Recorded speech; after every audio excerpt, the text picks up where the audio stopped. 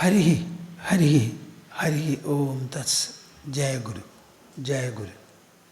യം ശൈവാസമുപാസതേ ശിവൈതി ബ്രഹ്മേതി വേദാന്തിനോ ബൗദ്ധാ ബുദ്ധ ഇതി പ്രമാണപടവഃ കർത്തേതി നൈയായികാ അർഹന്നിത്യഥ ജൈനശാസനരതാഃ കർമ്മേതി മീമാംസകാഃ സോയം വോ വിദധാതു വാഞ്ചിതഫലം ത്രൈലോക്യനാഥോ ഹരിഃ. സോയം വോ വിദധാതു വാഞ്ചിതഫലം ത്രൈലോക്യനാഥോ ഹരിഃ. ശുദ്ധോ ബുദ്ധോ വിമുക്തഃ ശ്രുതിശിഖരഗിരാം മുഖ്യതാത്പര്യഭൂമി യസ്മാജ്ജാതം സമസ്തം ജഗദിദമമൃതാദ്വ്യാപ്യ സർവം സ്ഥിതോ യഃ യസ്യാംശാംശാവതാരൈഃ സുരനരവനജൈർരക്ഷിതം സർവമേതത് തം ഭൂമാനം മുകുന്ദം ഹൃദി ഗതമമലം കൃഷ്ണമേവ പ്രപദ്യേ. തം ഭൂമാനം മുകുന്ദം ഹൃദി ഗതമമലം കൃഷ്ണമേവ പ്രപദ്യേ. മദീയ ഹൃദയാകാശേ സദാനന്ദമയോ ഗുരുഃ ഉദേതു സതതം സമ്യക് സ്വാനന്ദ പ്രതിബോധകഃ. ഹരിഃ ഹരിഃ ഹരിഃ ഹരിഃ. നമുക്ക് എല്ലാവർക്കും കൂടി ഇനി പതിവ് പോലെ 3 തവണ കൂട്ടായി ഓങ്കാരം ജപിക്കണം. അതിപവിത്രവും അത്യന്തം മംഗളകരവുമാണ് ഈ ഏകസ്വരത്തിലുള്ള ഓങ്കാരം. ഇത് ജപിക്കുമ്പോൾ പതിവ് പോലെ കൈകോർത്ത് മടിയിൽ വയ്ക്കുക, കഷ്ടപ്പെടാത്ത തരത്തിൽ നിവർന്നിരിക്കുക, കണ്ണടയ്ക്കുക.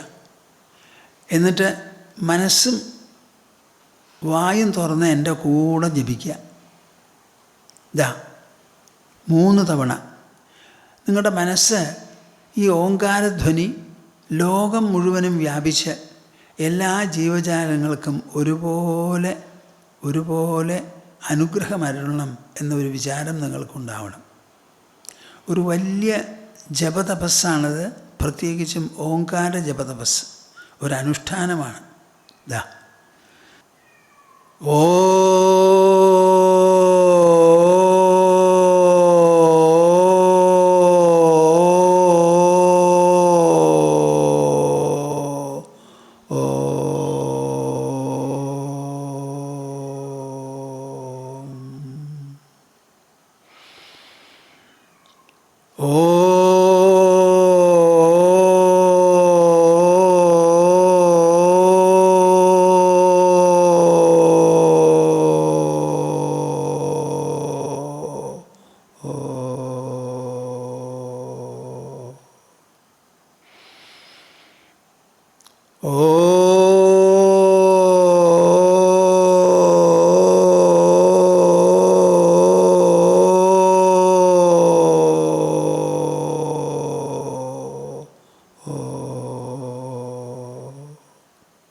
ശ്രീമദ് ഭാഗവത തത്വസമീക്ഷാ സത്രം ആണല്ലോ നമ്മൾ നടത്തുന്നത്. നിങ്ങളത് പ്രത്യേകിച്ചും ഓർമ്മ വയ്ക്കണം. ശ്രീമദ് ഭാഗവതത്തിൽ വേദവ്യാസ മഹർഷി എന്തെല്ലാം തത്വങ്ങളും മൂല്യങ്ങളും സിദ്ധാന്തങ്ങളുമാണോ പ്രതിപാദിച്ചിട്ടുള്ളത്, ആവിഷ്കരിച്ചിട്ടുള്ളത്, ചർച്ച ചെയ്തിട്ടുള്ളത്, വിശകലനം ചെയ്തിട്ടുള്ളത്, ഇതെല്ലാം നിങ്ങളെ മനസ്സിലാക്കിക്കണമെന്നാണ് നമ്മുടെ ഉദ്ദേശം. സപ്താഹങ്ങൾ ധാരാളമുണ്ട്, 100 കണക്കിനാണ് കേരളത്തിൽ നടക്കുന്നത്. പക്ഷേ ഈ തത്വസമീക്ഷ എന്ന് പറയുന്നത് അങ്ങനെയല്ല. ആ തത്വസമീക്ഷ നടത്തണമെങ്കിൽ അതിന് തക്ക തരത്തിലുള്ള തക്കതായ പ്രവക്താക്കളും പ്രവചനങ്ങളും നമുക്ക് വേണം. ഇപ്പോൾ ഒരുവിധം ഉണ്ടാവുന്നുണ്ടെന്നാണ് എനിക്ക് തോന്നുന്നത്, നമുക്ക് കിട്ടുന്ന വിവരം. അപ്പോൾ ആ തത്വസമീക്ഷ എന്നുള്ള നിലയ്ക്കാണ് ഞാൻ കുറച്ചൊന്ന് നിങ്ങളെ എല്ലാവരെയും മനസ്സിലാക്കിക്കണം എന്ന് ഉദ്ദേശിച്ച് സംസാരിക്കുന്നത്. ഈ ആദ്യത്തെ ശ്ലോകം തന്നെ പറഞ്ഞുവല്ലോ, 100 തരത്തിൽ അർത്ഥം എഴുതിയിട്ടുണ്ട് ഈ ആദ്യത്തെ ശ്ലോകത്തിന്. വിദ്യാവതാം ഭാഗവതേ പരീക്ഷ എന്ന് പറയും. നല്ല വിദ്വാൻമാർക്ക്, സംസ്കൃത വിദ്വാൻമാർക്ക് ശ്രീമദ് ഭാഗവതം ഒരു പരീക്ഷയാണത്രേ. അതേസമയം അത് പാമരന്മാർക്ക് പോലും കേൾക്കാനും വായിക്കാനും പറ്റും. അത് വായിച്ചാലോ സ്വാദുസ്വാദു പദേ പദേ സ്വാദുസ്വാദു ദിനേ ദിനേ. ഓരോ പദത്തിലും അത് കൂടുതൽ കൂടുതൽ രുചിപ്രദമായി സ്വാദിഷ്ടമായിരിക്കും.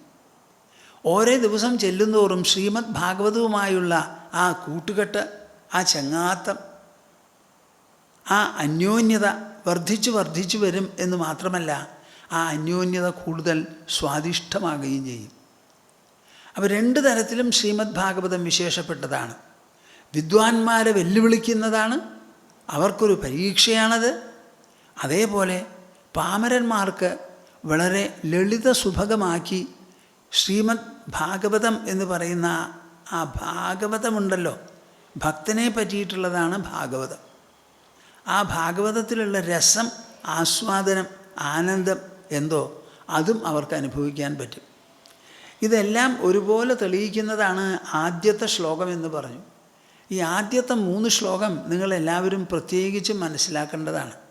ശ്രീമദ് ഭാഗവതം എന്താണ്, അതിലെന്താണ് പ്രതിപാദിക്കുന്നത്, ആ ശ്രീമദ് ഭാഗവതം കേൾക്കുന്നവരും വായിക്കുന്നവരും അഭ്യസിക്കുന്നവരും അവസാനം എന്താണ് ഉദ്ദേശിക്കേണ്ടത്, അവർക്കുണ്ടാവുന്ന അനുഭവം എന്ത്, ഇതൊക്കെ വളരെ വ്യക്തമാക്കുന്ന ശ്ലോകമാണ്. അതിൽ ഞാൻ പറയുണ്ടായി, സത്യം പരം ധീമഹി എന്ന് പറഞ്ഞുകൊണ്ടാണ് ഇത് അവസാനിപ്പിക്കുന്നത്. എൻ്റെ പിന്നിൽ നിങ്ങൾക്ക് നോക്കിയാൽ കാണാം, സത്യം പരം ധീമഹി എന്നാണ് എഴുതിയിട്ടുള്ളത്. അതവിടെ നിൽക്കട്ടെ. ഞാൻ ഇന്നാൾ പറഞ്ഞു വന്നത് അർത്ഥേഷ്വഭിജ്ഞസ്വരാൻ ജന്മാദ്യസ്യ യതോന്വയാത് ഇതരതഃ അർത്ഥേഷ്വഭിജ്ഞസ്വരാൻ തേനേ ബ്രഹ്മഹൃദ യാദികവയേ മുഹ്യന്തി യത്സൂരയ. ഔ ഔ എന്താ ഈ പറച്ചൽ! സൂരയ എന്ന് പറഞ്ഞാൽ വലിയ വിദ്വാൻമാരും പണ്ഡിതന്മാരും സ്കോളേഴ്സുമാണ്. അവർ പോലും ഈ ശ്രീമദ് ഭാഗവതം വേണ്ടതുപോലെ അപഗ്രഥിച്ച് മനസ്സിലാക്കി മറ്റുള്ളവർക്ക് പറഞ്ഞു കൊടുക്കുന്ന കാര്യത്തിൽ മോഹിതരാണെന്ന്. എത്ര പദങ്ങളുണ്ടാവും ശ്രീമദ് ഭാഗവതത്തിൽ എനിക്ക് പറയാൻ പറ്റില്ല, പക്ഷേ കുറേ പദങ്ങളുണ്ട്. ഓരോ ശ്ലോകത്തിലും ഒരു 10 വീതം വെച്ച് കൂട്ടിയാൽ എത്രയായി? 18,000 × 10 1,50,000 1,00,000 പദങ്ങളെങ്കിലും ഉണ്ടെന്ന് വിചാരിക്കുക. അതിൽ ഒറ്റയ്ക്ക് നിൽക്കുന്ന പദങ്ങൾ എത്രയാണെന്ന് പറയാൻ പറ്റില്ല. അതിൻ്റെ മുഴുവനും ഒറ്റയ്ക്കും അവിടെ ഉപയോഗിച്ചിട്ടുള്ളതിനനുസരിച്ചും അർത്ഥം മനസ്സിലാക്കുക എന്ന് പറഞ്ഞാൽ തന്നെ ഒരു ജീവിത ദൗത്യമാണത്. അങ്ങനെ അർത്ഥം പറയുന്ന സമയത്ത് എന്താ ഇവിടെ ഉദ്ദേശിച്ചിരിക്കുന്നത് എന്നുള്ളതിനെക്കുറിച്ച് ആലോചിച്ച് നോക്കുമ്പോൾ പലർക്കും ഭ്രമവും മോഹമൊക്കെ ഉണ്ടാവും അത്രേ. അത് സാധാരണക്കാർക്കല്ല, സൂരയ അഭി, സൂരികളായിട്ടുള്ളവർക്ക് പോലും, വിദ്വാൻമാർക്കും വിചക്ഷണന്മാർക്കുമെല്ലാം അവിടെ സംശയവും മോഹവും വരാമെന്ന്. ഈ ലോകം അല്ലെങ്കിൽ ഈ സൃഷ്ടിവിശേഷം അതിൽപ്പെട്ടവരാണല്ലോ നമ്മളെല്ലാം. ലോകം എന്ന് പറയുന്നത് ഒരാകത്തുക, അതിൽപ്പെട്ട അനവധി അംഗങ്ങളുണ്ട്, നമ്മളും അതിലൊരംഗമാണ്. ഒറ്റയ്ക്കുള്ള വ്യക്തികൾ കൂടിച്ചേർന്നതാണ് കുടുംബം, കുടുംബങ്ങൾ കൂടിച്ചേർന്നതാണ് സമാജം, അതിൻ്റെ ഒരു വിഭാഗം. സമാജ വിഭവങ്ങൾ ഒത്തിണങ്ങുമ്പോഴാണ് ഒരു രാഷ്ട്രമുണ്ടാവുന്നത്. രാഷ്ട്രങ്ങൾ കൂടിച്ചേർന്നാൽ വിശ്വമായി. അതുപോലെ ഈ സൃഷ്ടിവിശേഷം എത്ര വിപുലമായാലും സങ്കീർണമായാലും അനന്തമായാലും അതിൻ്റെ ശരിയായിട്ടുള്ള ഒരു മുഴുവൻ ഭാഗമാണ് മനുഷ്യൻ എന്ന് പറയുന്ന വ്യക്തി. പഞ്ചഭൂതങ്ങൾ കൊണ്ടുണ്ടാക്കിയതാണ് ലോകം, പാഞ്ചഭൗതികമാണ്. ആ ലോകത്തിൽപ്പെട്ട മനുഷ്യനും പാഞ്ചഭൗതികമായ ശരീരത്തോടു കൂടിയാണ് വാഴുന്നത്. അപ്പം മനുഷ്യൻ എന്ന് പറഞ്ഞാൽ ഈ ലോകത്തിൻ്റെ ഒരു സ്പെസിമൻ, ഒരു മോഡലാണ്. നമ്മളിലും നമ്മളുടെ ഉള്ളിലും ഇല്ലാത്തതൊന്നും ഈ ലോകത്തിലില്ല. നേരെ മറിച്ച് ഈ ലോകത്തിൽ ഇല്ലാത്തത് മനുഷ്യ ശരീരത്തിൻ്റെ ഉള്ളിൽ ഉണ്ടെന്ന് നമുക്ക് അവകാശപ്പെടാം. വൃക്ഷത്തിനെ എടുത്തോളൂ, കണ്ടാമൃഗത്തിനെ എടുത്തോളൂ, ഏറ്റവും വലിയ കരജന്തുവായിരിക്കുന്ന ആനയെ എടുത്തോളൂ. അവരുടെ എല്ലാവരുടെയും ഉള്ളിൽ ഈ ലോകം പ്രതിഫലിക്കുന്നതായ ആ ശാസ്ത്രമോ രീതിയോ അനുഭവമോ അവർക്കുണ്ടാവുന്നുണ്ടോ? ഇല്ല. അത് ആലോചിച്ച് കണ്ടുപിടിച്ച് ഉൾക്കൊണ്ട് അത് സാക്ഷാത്കരിക്കാനുള്ള ഒരു വൈഭവം, ഒരു സാധ്യത, അതിന് പറ്റിയിട്ടുള്ള തലച്ചോറ്, ബുദ്ധി അത് മനുഷ്യന് മാത്രമേ ഉള്ളൂ. അപ്പോൾ ഈ മനുഷ്യൻ ഈ ലോകത്തിൻ്റെ ഒരു സ്പെസിമനാണെന്ന് പറഞ്ഞാൽ ഒരു തെറ്റുമില്ല. മുണ്ടകോപനിഷത്തിൽ ശൗനകൻ അങ്കിരസിൻ്റെ അടുത്ത് പോയി ചോദിക്കുകയാണ്, കസ്മിന്നു ഭഗവോ വിജ്ഞാതേ സർവമിതം വിജ്ഞാതം ഭവതീതി. അല്ലേ ഭഗവൻ, എന്തിനെ മനസ്സിലാക്കിയാലാണോ ഈ കാണുന്നത് മുഴുവനും അറിയപ്പെടുക? അതൊന്ന് പറഞ്ഞു തരണമെന്ന്. നോക്കൂ ആ ആലോചന, ആ അന്വേഷണം.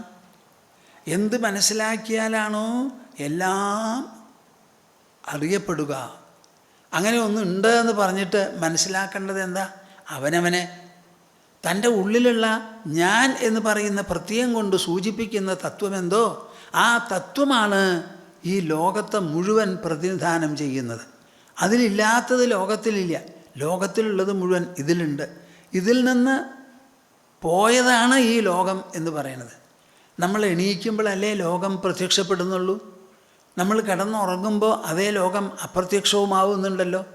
അപ്പോൾ ഈ ലോകത്തെ പ്രത്യക്ഷീഭവിപ്പിക്കാനും അതേമാതിരി ഇതിനെ തിരോധാനം ചെയ്യിപ്പിക്കാനുമുള്ള ശക്തിയും പൂർണ്ണതയും മനുഷ്യൻ്റെ വ്യക്തിത്വത്തിൻ്റെ ഉള്ളിലുണ്ട്.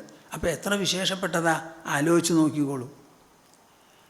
ആ സർഗം മുഴുവനും, ഈ സൃഷ്ടി മുഴുവനും 3 ഗുണങ്ങളുടെ കസ്രത്താണ്. സത്വം, രജസ്, തമസ് എന്ന് പറയുന്ന 3 ഗുണങ്ങൾ. ഈ ഗുണങ്ങൾ എന്ന് പറയുമ്പോൾ വെറും മനുഷ്യ ഗുണങ്ങളെയോ മൃഗഗുണങ്ങളെയോ പറ്റി പറയുന്ന പോലെ വിചാരിക്കരുത്. അതിന് വാസ്തവത്തിലുള്ള വാക്ക് ക്വാളിറ്റി, അതിൻ്റേതായ ഗുണവിശേഷം. ഇപ്പം നമ്മൾ പാല്, എന്താണ് പാലിൻ്റെ ഗുണവിശേഷം? അത് ദ്രവരൂപത്തിലുള്ളതാണ്. അതിന് വെളുപ്പ് നിറമുണ്ട്, അല്പം മാധുര്യവുമുണ്ട്, പല വിധത്തിലുള്ള പോഷകങ്ങൾ ഉൾക്കൊള്ളുന്നതാണ്. അനവധി തരത്തിലുള്ള പുല്ലുകളിൽ നിന്ന്, പശുവിൻ്റെ അകിടിൽ നിന്ന് വരുന്ന പാലുണ്ടല്ലോ, ആ പാലിൽ എന്തെല്ലാം ഔഷധ ഗുണങ്ങളോ പോഷക ഗുണങ്ങളോ ഉണ്ട് എന്ന് പറയാൻ പറ്റില്ല. അപ്പോൾ ആ പാലിൻ്റെ ചില ലക്ഷണങ്ങളും സ്വഭാവവിശേഷങ്ങളും അതിനാണ് ഈ ഗുണം എന്ന് പറയുക. അതുപോലെ സത്വഗുണം എന്ന് പറഞ്ഞാൽ അതിന് പ്രകാശം, സുഖം, ജ്ഞാനം എന്ന 3 ലക്ഷണമാണ്. രജസ്സിനോ പല വിധത്തിലുള്ള പ്രവൃത്തികളും പ്രവൃത്തി ചെയ്യിപ്പിക്കാനുള്ള പ്രേരണകളും. തമസ്സാകട്ടെ അജ്ഞാനം, അന്ധകാരം, ഉറക്കം, മടി, ഇതൊക്കെയാണ്. ഈ 3 ഗുണങ്ങൾ കൂടിച്ചേർന്ന് പല വിധത്തിലുള്ള മിശ്രണങ്ങൾ ഉണ്ടാക്കി ആ മിശ്രണങ്ങൾ നിറഞ്ഞിരിക്കുന്നതാണ് ഈ ലോകം. ഈ ലോകത്തെപ്പറ്റി ശ്രീമദ് ഭാഗവത കർത്താവിന് എന്ത് പറയാനുണ്ട്? മൃഷ എന്നാണ്. ഞാൻ അതിനെ പറ്റിയിട്ടാണ് പറഞ്ഞത് കഴിഞ്ഞ ദിവസം. ഈ മൃഷ എന്നത് ഒരു അവഗ്രഹം, അതിൻ്റെ ഇടയിൽ 2 വാക്കുകളുടെ ഉള്ളിൽ ഇടയിൽ കൊണ്ടിട്ടാൽ ത്രിസർഗോ അമൃഷ എന്നാവും. അത് മൃഷയാണോ അതോ അമൃഷയാണോ എന്ന് ചോദിച്ചാൽ മൃഷയാണെന്ന് തന്നെയാണ് ശ്രീമദ് ഭാഗവതം നമുക്ക് അതിൻ്റെ ഉള്ളടക്കം കൊണ്ട് ഉദ്ബോധിപ്പിക്കുന്നത്. അത് നിങ്ങളെല്ലാവരും മനസ്സിലാക്കണം. അതെങ്ങനെ എന്നുള്ളതിന് ഒരു കാരണം എന്താ? ഇത് തത്വസമീക്ഷയാണല്ലോ. എൻ്റെ പ്രേക്ഷകരെല്ലാവരും കുറേശ്ശെയായി ചിന്തിക്കുന്നത് ആലോചനാശീലം വളർത്തണം. ആലോചിച്ച് നിങ്ങളെല്ലാവരും നിങ്ങൾ ഉറ്റുനോക്കുന്ന ഭഗവാനെ, ഈശ്വരനെ, അല്ലെങ്കിൽ പരമലക്ഷ്യത്തെ, പരമതത്വത്തെ നിങ്ങളുടെ ഉള്ളിൽ ഉൾക്കൊള്ളണം, സാക്ഷാത്കരിക്കണം. ഇതാണ് ഈ തത്വസമീക്ഷണം ഉദ്ദേശിക്കുന്നത്. അപ്പോൾ എന്താ ഇവിടെ പറയുന്നത്? അത് അമൃഷയോ മൃഷയോ എന്ന് ചോദിച്ചാൽ മൃഷ എന്ന് തന്നെയാണ് ശ്രീമദ് ഭാഗവതം നമ്മളെ ഉദ്ബോധിപ്പിക്കുന്നത്. അതിലെ നവയോഗി സംഭാഷണത്തിൽ ഒരു ശ്ലോകമെടുത്ത് ഞാൻ പറയുണ്ടായി.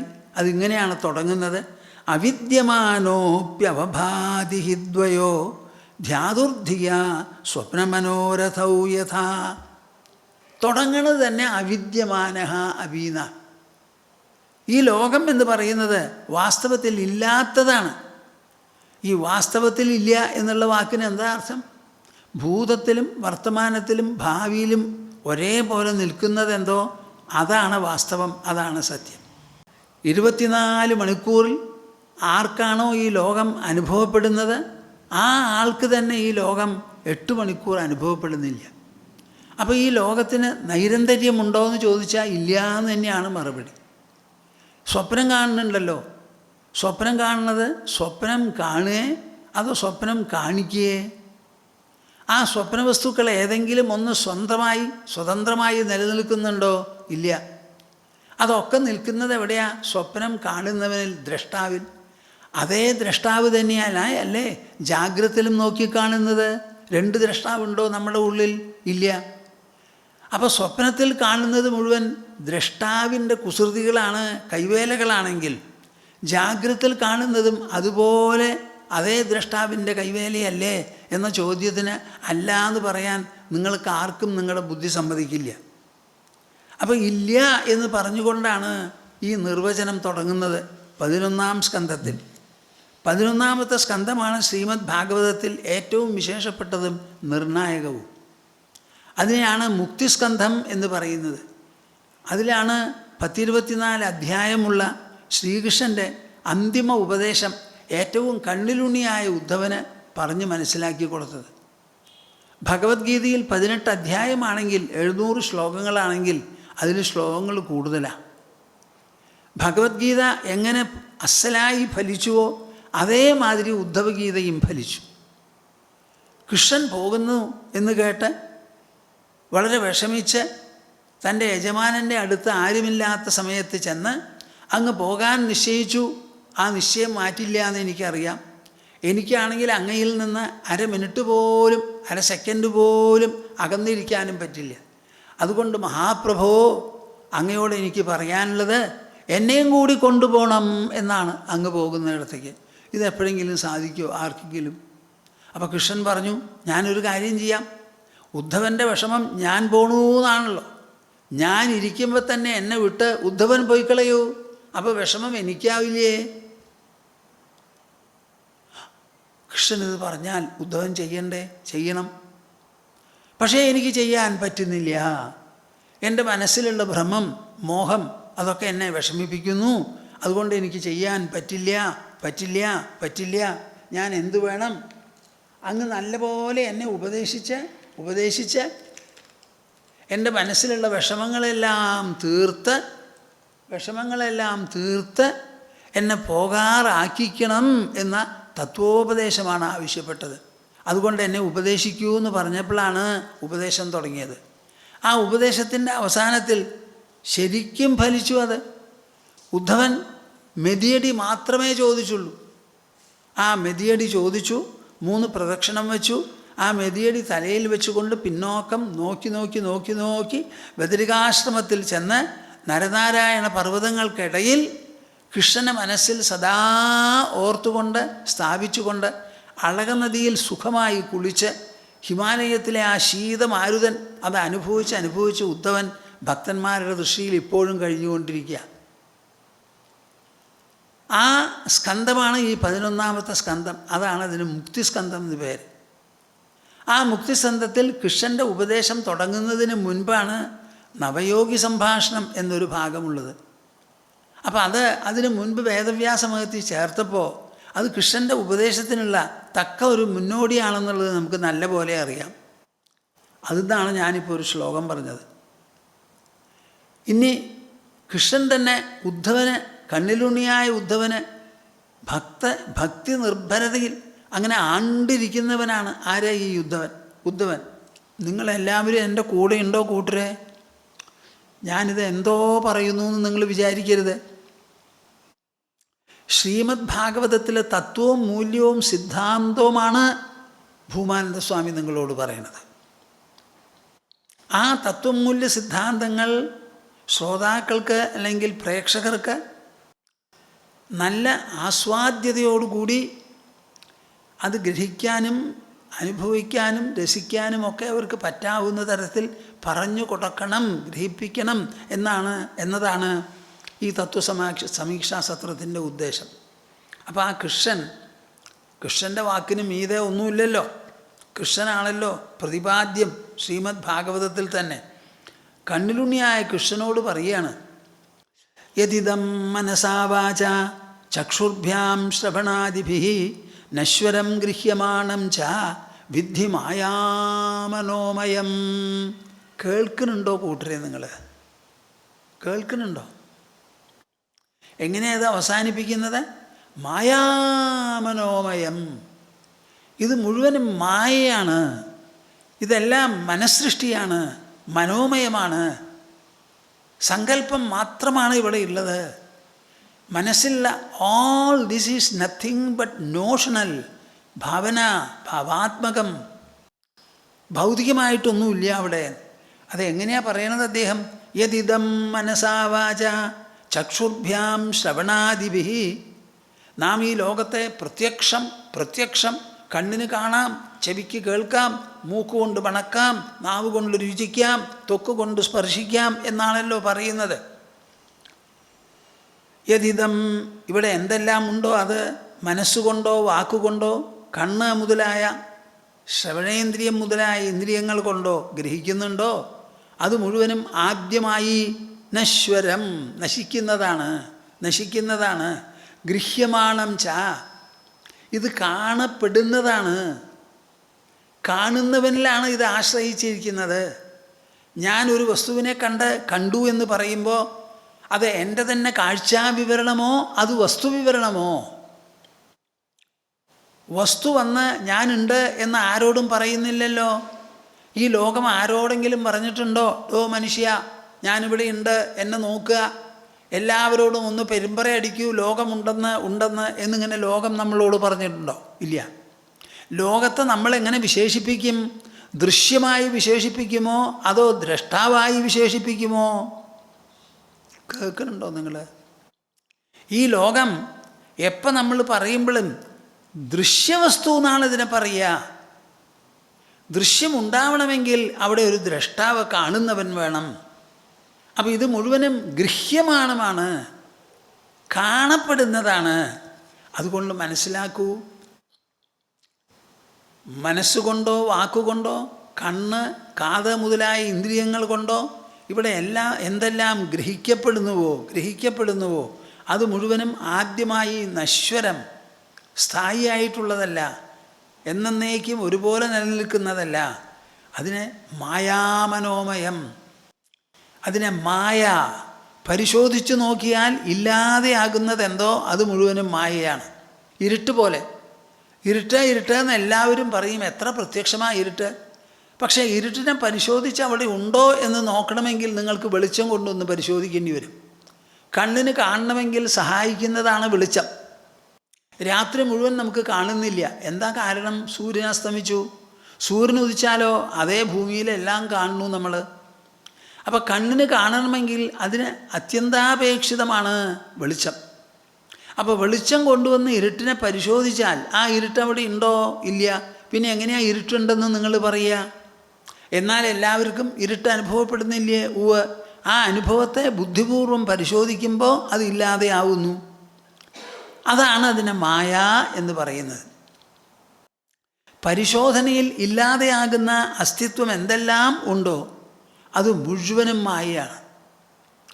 അപ്പോൾ ഈ ലോകം എന്ന് പറയുന്നത്, ലോകം എന്നല്ല അദ്ദേഹം തീർത്ത് പറയുകയാണ്, നമ്മുടെ ഇന്ദ്രിയങ്ങൾ കൊണ്ടും മനസ്സുകൊണ്ടും വാക്കുകൊണ്ടും നാം എന്തെല്ലാം കാണുന്നുവോ കേൾക്കുന്നുവോ കാണപ്പെടുന്നുവോ നമ്മളാൽ നാം പരാമർശിക്കുന്നുണ്ടോ അത് മുഴുവനും മായാമയമാണ്, മനോമയമാണ്.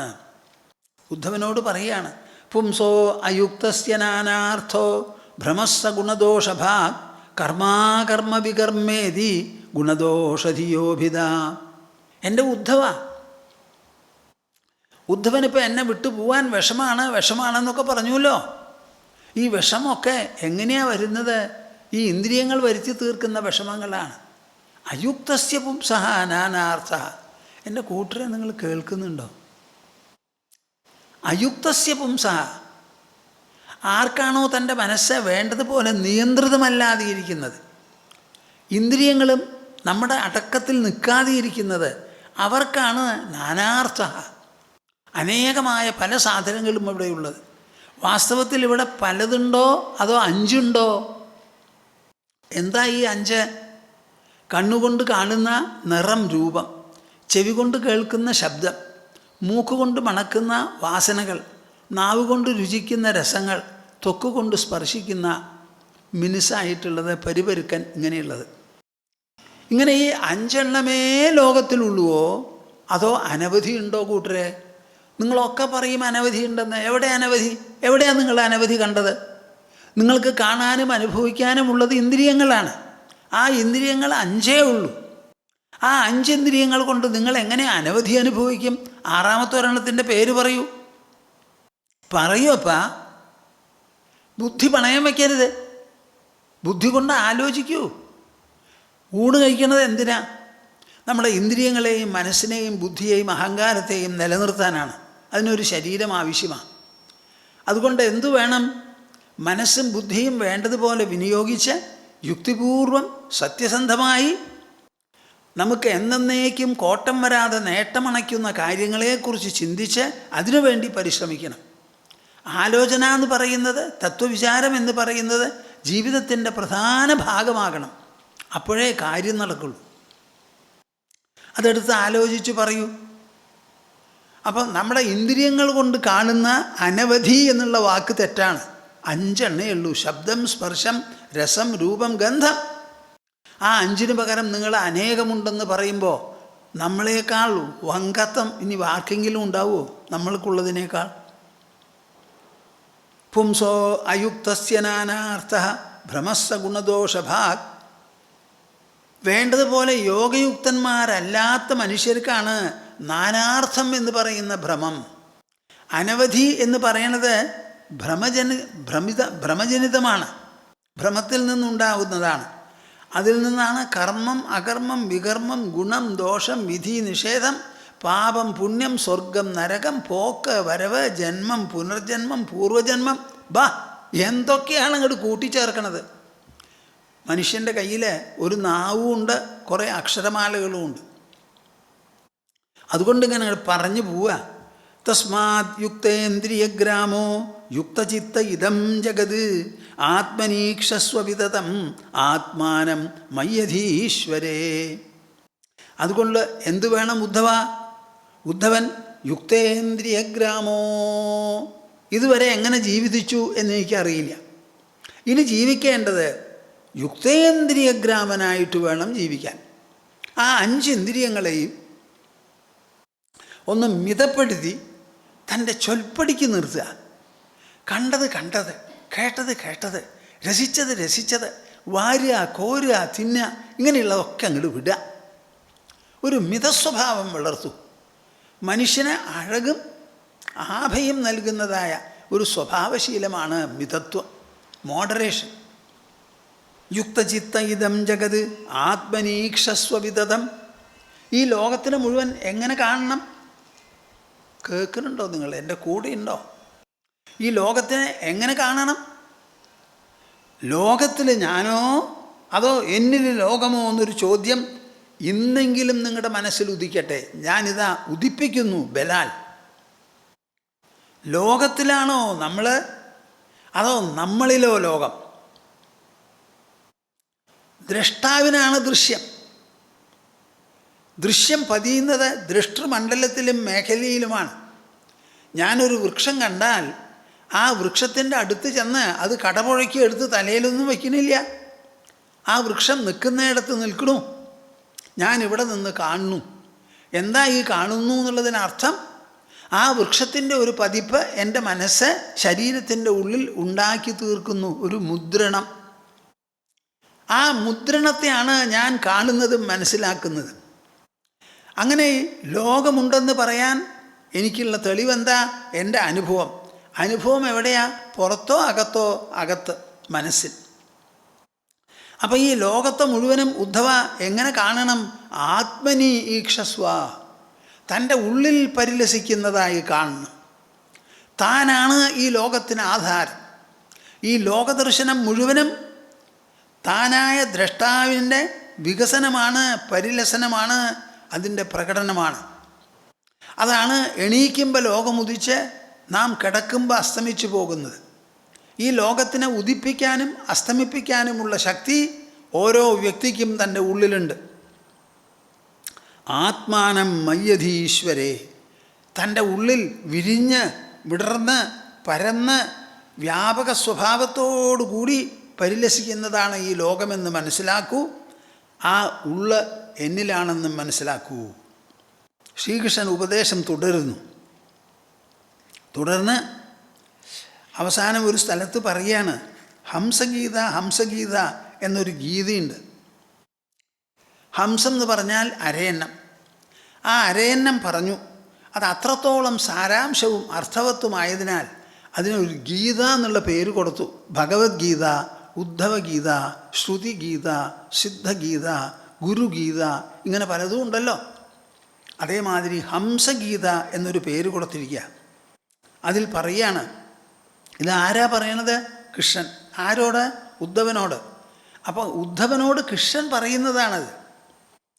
എന്നാ അത് പറയാനുള്ള കാരണം, ഈ ലോകത്തെ സൃഷ്ടിച്ച ബ്രഹ്മാവുണ്ടല്ലോ, നിങ്ങളെല്ലാവരും മനസ്സിലാക്കുന്നുണ്ടോ ഞാൻ പറയുന്നത്? ഈ ശ്രീമദ് ഭാഗവത കർത്താവ് നമ്മളെ ഒരു സംവാദത്തിലേക്ക് നയിക്കുകയാണ്. ആ സംവാദം ആരെ കൊണ്ടുവന്നാ സംസാരിപ്പിക്കുന്നത്? ബ്രഹ്മാവിന്. ബ്രഹ്മ എന്ന് പറഞ്ഞാൽ സൃഷ്ടികർത്താവ്. ഒരു സൃഷ്ടികർത്താവിനെ മുൻപിൽ കൊണ്ടുവന്ന് സംസാരിപ്പിക്കാൻ ഒരു പരമഹംസന് മാത്രമേ സാധിക്കുള്ളൂ. മറ്റുള്ളവർക്ക് കിടിലം കൊള്ളും, വിറയ്ക്കും വരും. ഭഗവാനെ മുൻപിൽ നിർത്തി സംസാരിപ്പിക്കുക ഒരു ഭക്തനോട്.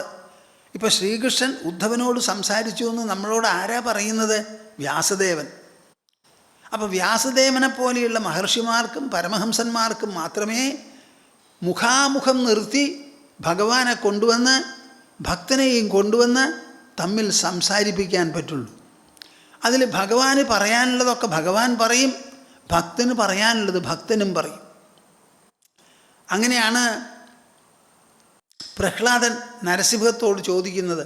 വരം മേടിച്ചോളൂ എന്ന് പറഞ്ഞപ്പോൾ, മഹാപ്രഭോ അങ്ങ് പറയുന്നത് ശരിയല്ല, ഞാൻ വരം വാങ്ങാൻ വന്നവനല്ല, എൻ്റെ മനസ്സിൽ ആ ഉദ്ദേശമില്ല. യജമാനന്മാർ സമ്മാനം കൊടുക്കും ഭൃത്യന്മാർക്ക്. എന്തിന്? അവരെ കൊണ്ട് കൂടുതൽ ജോലി ചെയ്യിക്കാൻ. ഭൃത്യന്മാർ കൂടുതൽ ജോലി ചെയ്യും. എന്തിന്? യജമാനനെ സന്തോഷിപ്പിച്ച് വല്ല സമ്മാനവും കിട്ടാൻ. അങ്ങയ്ക്കും എനിക്കും മധ്യത്തിൽ ഇത്തരത്തിലുള്ള മുതലാളി തൊഴിലാളി എന്നുള്ള ബന്ധമല്ല ഉള്ളത്. ഞാൻ അസുരകുലത്തിൽ ജനിച്ചു, അതുകൊണ്ട് എനിക്ക് അസുര സംസ്കാരമാണ്. അവിടെ ജീവിച്ചാൽ ഒരിക്കലും നന്മ വരില്ല എന്ന് കരുതി അങ്ങയുടെ പാതാരവിന്ദം ആശ്രയിച്ച് കഴിയാൻ മാത്രമേ ഞാൻ ഉദ്ദേശിക്കുന്നുള്ളൂ. എനിക്ക് വേറെ ഒന്നും വേണ്ട. ഞാൻ എൻ്റെ ഇഷ്ടപ്പടിക്ക് അങ്ങയുടെ പാദദാസനായി പാദസേവനം ചെയ്ത് കഴിഞ്ഞുകൂടിക്കോളാം. ഒരു പ്രതീക്ഷയും ഇല്ലാതെയാണ് വരുന്നത്. അങ്ങനെ ഒരാളോട് ഒരു വരം മേടിക്കൂ എന്നങ്ങ് പറഞ്ഞാൽ അത് വലിയ തെറ്റായി പോകും. പക്ഷേ അങ്ങ് പറയുമ്പോൾ ഞാൻ തിരസ്കരിച്ചു എന്ന് വരരുത്. അതുകൊണ്ട് എന്തെങ്കിലും ഒരു വരം അങ്ങയ്ക്ക് വേണ്ടി ഞാൻ സ്വീകരിക്കാനുണ്ടെങ്കിൽ എൻ്റെ മനസ്സിൽ ഒരു വിധത്തിലുള്ള ആഗ്രഹവും പൊട്ടിമുളയ്ക്കരുതേ എന്നുള്ളൊരു വരം മാത്രമേ വേണ്ടൂ എന്ന്. കേൾക്കുന്നുണ്ടോ നിങ്ങൾ? എൻ്റെ കൂട്ടരെ നിങ്ങൾ മനസ്സിലാക്കുന്നുണ്ടോ? ശ്രീമദ് ഭാഗവതം എന്ന് പറയുന്ന പാരമഹംസ്യ സംഹിതയിൽ ആ വേദവ്യാസ മഹർഷി നരസിംഹമൂർത്തിയെയും 7 വയസ്സുള്ള പ്രഹ്ലാദനെയും മുമ്പിൽ കൊണ്ടുവന്ന് നിർത്തി ആ കൊച്ചു മുഖത്തിലൂടെ പറയിപ്പിക്കുകയാണ്, നിങ്ങളെല്ലാവരും മനസ്സിലാക്കേണ്ട കാര്യം. അവിടെ ആര് പറഞ്ഞു എന്നതല്ല അവിടെ കാര്യം, കേൾക്കുന്നതും ഗ്രഹിക്കുന്നതും വായിക്കുന്നതും അനുസരിക്കുന്നവരും ആരാണ്. 7 വയസ്സായൊരു കുട്ടി ഒരു പക്ഷേ ഈ ഭാഗവതം വായിച്ച് കേൾക്കുന്നുണ്ടാവില്ല. നമ്മുടെ രാജ്യത്തിൽ അതും പറയാൻ ശരിയല്ല. നമ്മുടെ മാ ഗുരുപ്രിയ അവർ സംസാരിക്കുകയുണ്ടായി. അവർ സംസാരിച്ചിങ്ങനെ വന്നപ്പോൾ ഒരു ശ്ലോകം പറഞ്ഞു. ആ ശ്ലോകം പറഞ്ഞത് പ്രേക്ഷകരെ കൊണ്ട് ചൊല്ലിച്ച് പഠിപ്പിക്കുകയും ചെയ്തു. 4 വയസ്സായ ഒരു കുട്ടി ആ ശ്ലോകം അതേ സമയത്ത് കേട്ട് ചൊല്ലി പഠിച്ചു ചൊല്ലുന്നു. ഇതാണ് ഭാരതം. 4 വയസ്സായ ഒരു കുട്ടി ഈ സംസ്കൃത ശ്ലോകം അക്ഷരത്തെറ്റില്ലാതെ ഈ ടെലിവിഷൻ പ്രോഗ്രാമിൽ പറയുന്നത് കേട്ട് അമ്മയുടെ കൂടെ ഇരുന്ന് കേട്ട് പഠിച്ചു ചൊല്ലി എന്ന് പറഞ്ഞാൽ നമ്മുടെ രാജ്യത്തിൽ എന്താ സംഭവിച്ചു കൂടാത്തത്? അപ്പോൾ പ്രഹ്ലാദൻ എന്ന് പറയുന്ന ഒരു കുട്ടി അസംഭാവ്യനല്ല. അങ്ങനെ ഒരു കുട്ടി ഇവിടെ ജനിക്കാൻ എല്ലാ വിധത്തിലുള്ള സാധ്യതയുമുണ്ട്. അതിൻ്റെ ലക്ഷണങ്ങളാണ് നമ്മൾ ചിലപ്പോഴൊക്കെ കാണുന്നത്. ചില കുട്ടികൾ സോഷ്യൽ മീഡിയയിലൊക്കെ വരുന്നുണ്ടല്ലോ, എന്താണ് അവരുടെ അറിവ്! അവരങ്ങോട്ട് പ്രസംഗിച്ച് തകർക്കണത് അങ്ങോട്ട് കാണണം. ചെണ്ട കൊട്ടുന്ന പോലെയാ, തായമ്പക കൊട്ടുന്ന പോലെയാ അവരുടെ പ്രസംഗം. ഈ ചെറുപ്പത്തിൽ തന്നെ ഇത്രയധികം പഠിച്ച് എത്ര താതാത്മ്യത്തോടു കൂടി തന്മയത്വത്തോടു കൂടി ആ കുട്ടികൾ സംസാരിക്കുന്നു. നിങ്ങളൊക്കെ കേട്ട് കാണുമല്ലോ, അല്ലെങ്കിൽ കേൾക്കൂ കാണൂ. നിങ്ങൾക്കും അങ്ങനെയുള്ള കുട്ടികളുണ്ടാവട്ടെ. നമ്മുടെ വിചാരം നടീനടന്മാരെ പോലെയുള്ള കുട്ടികളുണ്ടാവണം എന്നാണ്. ആയിക്കോട്ടെ, ചിലരങ്ങനെയും എനിക്ക് വിരോധമില്ല. പക്ഷേ നല്ല നല്ല മനുഷ്യരും നല്ല നല്ല കുട്ടികളും ഉണ്ടാവാം. അപ്പോൾ ബ്രഹ്മാവ് അവിടെ കൊണ്ടു നിർത്തി ബ്രഹ്മാവ് എന്ന് പറയുമ്പോൾ പ്രജാപതി ആ ബ്രഹ്മാവിനെ അവതരിപ്പിക്കുകയാണ്. ആര്? കൃഷ്ണൻ. ആർക്ക് വേണ്ടി? കണ്ണിലുണ്ണിയായ ഉദ്ധവന് വേണ്ടി. ഉദ്ധവൻ്റെ മനസ്സിലുള്ള മോഹം പോയി ഉദ്ധവന് സാഫല്യമുണ്ടാവണം, ഭക്തി സാഫല്യമുണ്ടാവണം, ഭഗവാൻ പറയുന്നത് കേട്ട് നടക്കാൻ സാധിക്കണം.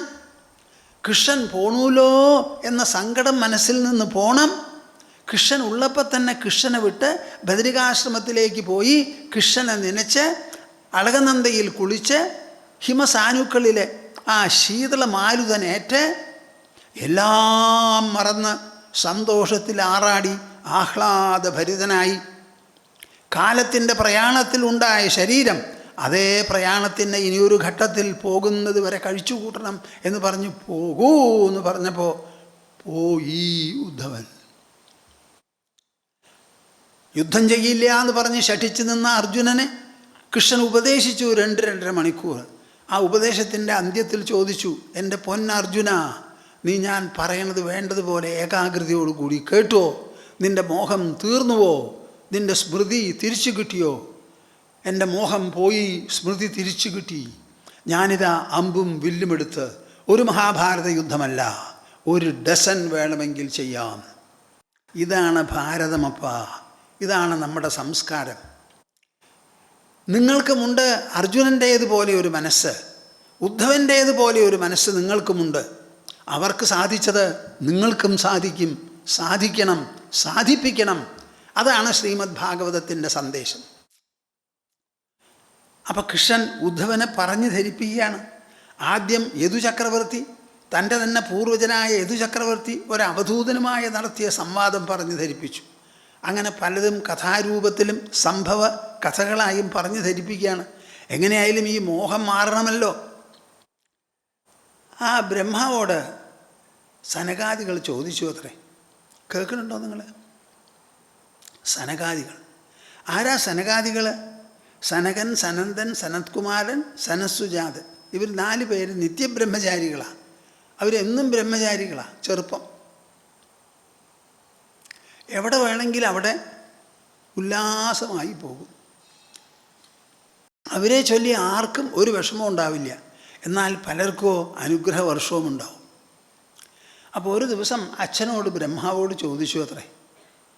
നിങ്ങൾ മനസ്സിലാക്കണമല്ലോ ഇതിൻ്റെ സ്വാരസ്യം അത്രയുണ്ടെന്ന്. ഗുണേഷ്വാവിശതേ ചേതോ ഗുണാശ്ചേതസി ച പ്രഭോ കഥമന്യോന്യ സന്ധ്യാഗോ മുമുക്ഷോ അതിഥിതീർഷോ. വാ വാ, എന്താണ് ശ്രീമദ് ഭാഗവതം പ്രതിപാദിക്കുന്നത്? ദാ ഇവിടെ പറയുന്നത്. സനകാദികളെപ്പോലെയുള്ള നിത്യ ബ്രഹ്മചാരികൾ, കുമാരന്മാർ സ്വന്തം അച്ഛനോട് ചോദിച്ച ചോദ്യമാണ്. ഗുണേഷു ആവിശതേ ചേതഃ. നമ്മുടെ മനസ്സ് എങ്ങനെ ഇരുന്നാലും പുറം വസ്തുക്കളിൽ അതിനൊരാകർഷണം സ്വാഭാവികമാണ്. ഒരു ജോലിയുമില്ലാത്തൊരു ക്ഷവരക്കാരൻ ഒരു പട്ടിയെ പിടിച്ച് ക്ഷവരം ചെയ്യാൻ പുറപ്പെട്ടു അത്രേ.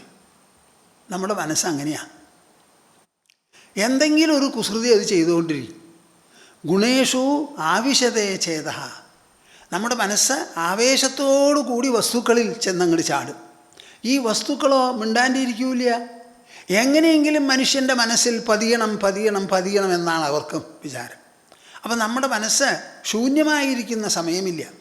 എന്തെങ്കിലും ചിന്തകൾ, എന്തെങ്കിലും വിചാരങ്ങൾ, എന്തെങ്കിലും മോഹങ്ങൾ, എന്തെങ്കിലും ഭ്രമങ്ങൾ, എന്തെങ്കിലും ആശകൾ. ആ ആശകൾ വാസ്തവികമായ കാര്യങ്ങളോടാകാം, അവാസ്തവങ്ങളോടുമാവാം. ദിവാസ്വപ്നം എന്നൊക്കെ പറയും. അങ്ങനെ ഗുണങ്ങളിൽ ആവേശത്തോടു കൂടി ചെന്നുപെടുന്നു മനസ്സ്. ഗുണങ്ങളാകട്ടെ മനസ്സിലും ബലാൽ വന്നു പതിയുന്നു.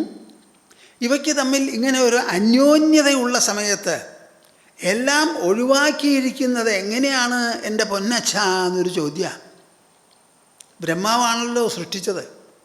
സൃഷ്ടിച്ചപ്പോൾ അദ്ദേഹം തന്ന ശരീരം, അദ്ദേഹം തന്ന മനസ്സ്, അദ്ദേഹം തന്ന ബുദ്ധി, അദ്ദേഹം തന്ന അഹങ്കാരം.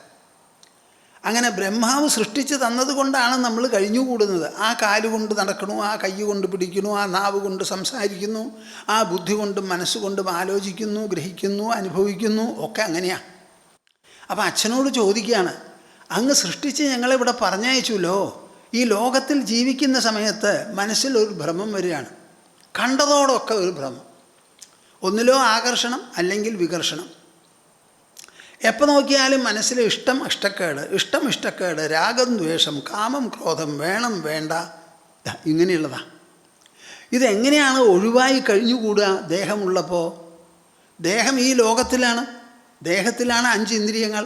ആ 5 ഇന്ദ്രിയങ്ങൾ നമ്മൾ പറയാതെ തന്നെ കാണുന്നു, കേൾക്കുന്നു, മണക്കുന്നു, രസിക്കുന്നു, തൊടുന്നു.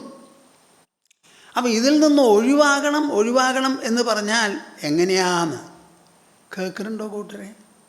ബ്രഹ്മാവ് അമ്പരന്നു അത്രേ. അപ്പോൾ ഞാൻ എല്ലാവരെയും സൃഷ്ടിക്കാറുണ്ട്. സൃഷ്ടിച്ചവരൊക്കെ ഈ ലോകത്തിൽ ഭംഗിയായി ഇഷ്ടപ്പെട്ട് ജീവിച്ചു വരുന്നു. അവർക്ക് വിഷമങ്ങളുണ്ടാവാം. ഒറ്റ ആൾ തിരിഞ്ഞു നിന്ന് എന്നോട് ഇങ്ങനെ ഒരു ചോദ്യം ചോദിച്ചില്ല. എനിക്കെന്നെ അറിയില്ല അതിനുള്ള മറുപടി. ഞാൻ സൃഷ്ടിച്ചപ്പോൾ ഒരു പക്ഷേ ഇങ്ങനെ ഉദ്ദേശിച്ചിട്ടേ ഇല്ല. ഞാൻ സൃഷ്ടിച്ച് വിട്ടു ജീവജാലങ്ങളെ.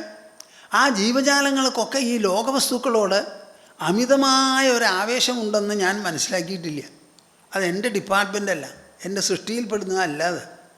ഇതൊരു പക്ഷേ മഹാവിഷ്ണുവിനെ സംബന്ധിച്ച ചോദ്യമാകും, എന്നെ സംബന്ധിച്ച ചോദ്യമല്ല. എനിക്ക് സൃഷ്ടിക്കൽ മാത്രമേ ഉള്ളൂ. അമ്പരന്നു. ബ്രഹ്മാവിൻ്റെ കയ്യിൽ ഉത്തരമില്ല. പാവം എന്തു ചെയ്യും? അപ്പോഴാണ് ബ്രഹ്മാവ് മഹാവിഷ്ണുവിനെക്കുറിച്ച് ആലോചിച്ചത്.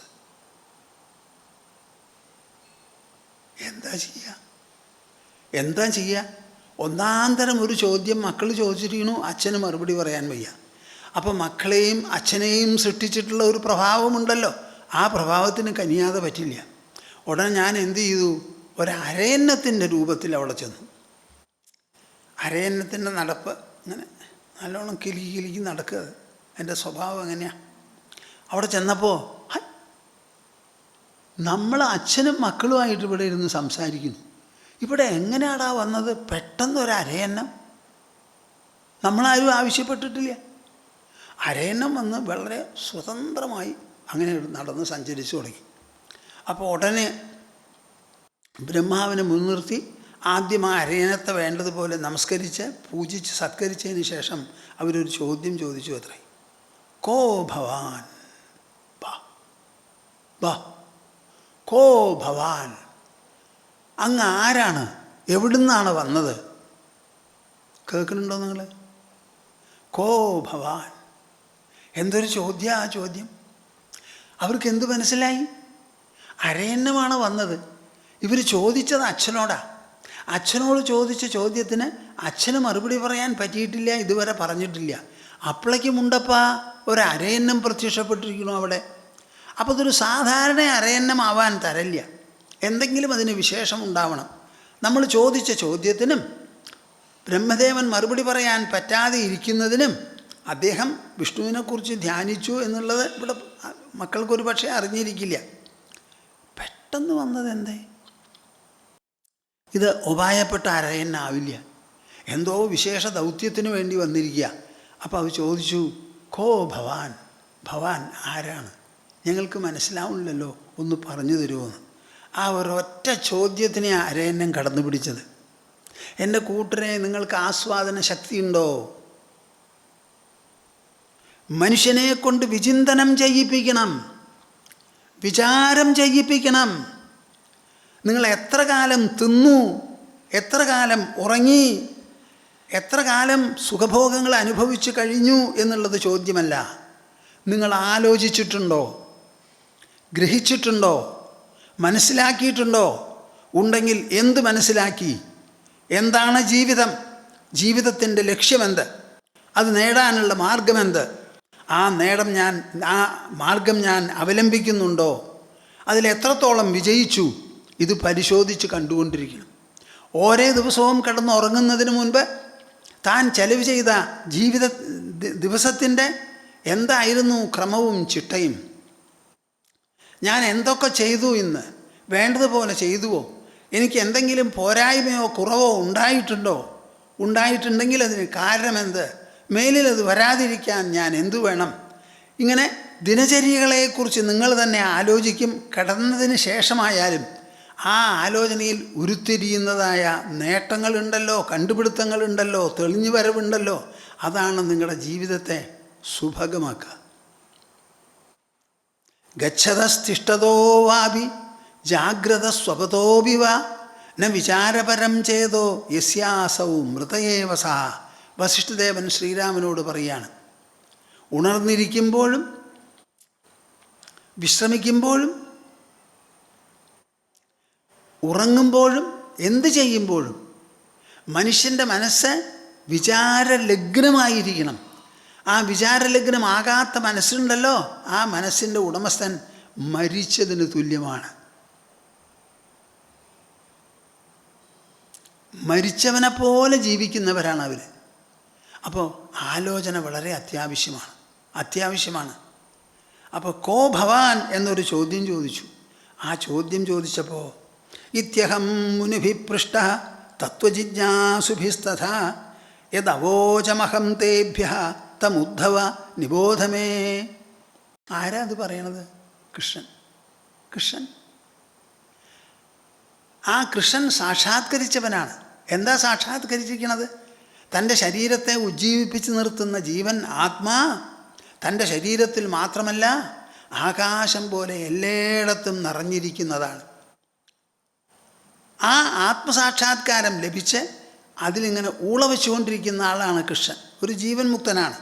അപ്പം അദ്ദേഹം താതാത്മ്യത്തോടു കൂടി പറയുന്നു, ഇത്യഹം മുനിഭിപൃഷ്ട. ആ അരയന്ന രൂപത്തിൽ ഞാൻ അവിടെ ചെന്നൂല്ലോ. ആ അരയന്നത്തോട് ഇങ്ങനെ ചോദിച്ചു അവർ, തത്വജിജ്ഞാസുഭിസ്തഥാ. തത്വമറിയണം എന്നുള്ള ഉദ്ദേശത്തോടു കൂടിയിട്ടാണ് അവർ ചോദിച്ചത്. യദവോചമഹം തേഭ്യ. ഞാൻ അവരെ നോക്കി എന്തു മറുപടി പറഞ്ഞു? ആ മറുപടി തദുദ്ധവ നിബോധമേ. ആ പറഞ്ഞ മറുപടി ഉദ്ധവന് വേണ്ടി ഞാൻ ആവർത്തിച്ചു പറയാം.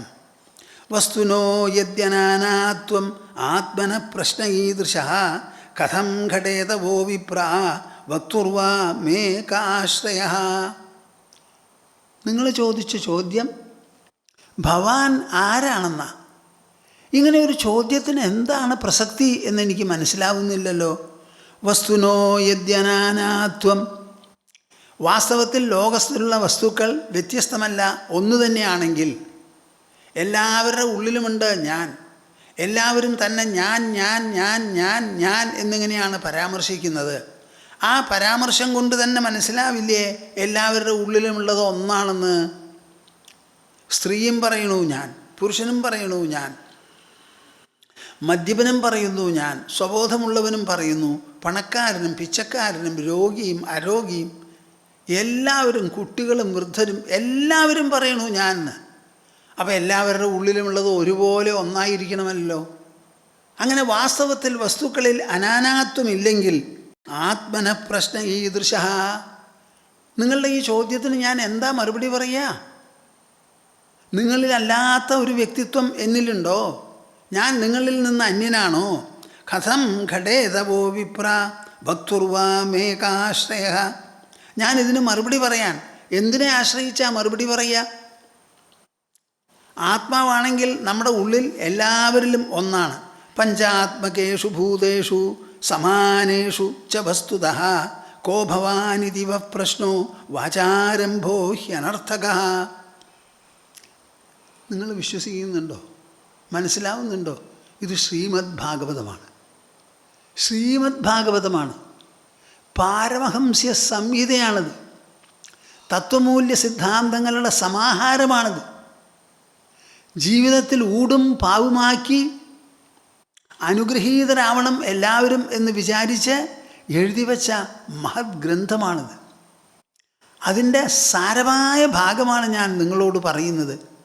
ഇതാണ് ശ്രീമദ് ഭാഗവതത്തിൽ 18,000 ശ്ലോകത്തിൽ അടിമുടി ഉൾപുറം ആദ്യന്തം പ്രതിപാദിച്ച് വിശകലനം ചെയ്ത് സംവാദത്തിലും ചർച്ചയിലുമെല്ലാം പ്രശോഭിപ്പിച്ച് ജനങ്ങളെ ഉദ്ബോധിപ്പിക്കുന്നത്.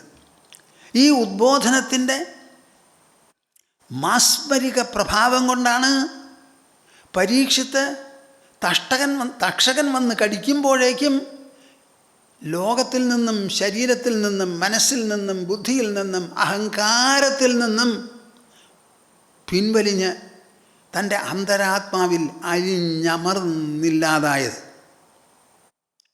ശ്രവണത്തിൻ്റെ മഹിമ, ശബ്ദത്തിൻ്റെ പ്രഭാവം, തത്വത്തിൻ്റെ മാഹാത്മ്യം ഇതെല്ലാം വെളിപ്പെടുത്തുന്നതാണ് ഈ ഗ്രന്ഥം. ഒരു മനുഷ്യൻ്റെ മനസ്സിനെ എങ്ങനെ ഉദ്ബോധിപ്പിക്കാം? തത്വങ്ങൾക്ക് എത്ര കണ്ട് ശക്തിയുണ്ട് മനുഷ്യൻ്റെ മനസ്സിനെയും ബുദ്ധിയെയും കാർന്ന് പിടിക്കാൻ. അജ്ഞനെപ്പോലും വിജ്ഞനാക്കാൻ സാധിക്കുമോ? മോഹത്തിലും ഭ്രമത്തിലും ഉഴഞ്ഞു കഴിയുന്ന മനുഷ്യ മനസ്സിനെ അതിൽ നിന്ന് ഉദ്ധരിച്ച് ആകാശം പോലെയുള്ള ആ തനിമയിൽ, വിസ്താരത്തിൽ, വിശാലതയിൽ വിഹരിപ്പിക്കാൻ പറ്റുമോ എന്ന് ചോദിച്ചാൽ പറ്റും, പറ്റും, പറ്റും, പറ്റും എന്നും ഇന്നും എന്ന് പറയുന്നതാണ് ശ്രീമദ് ഭാഗവതം.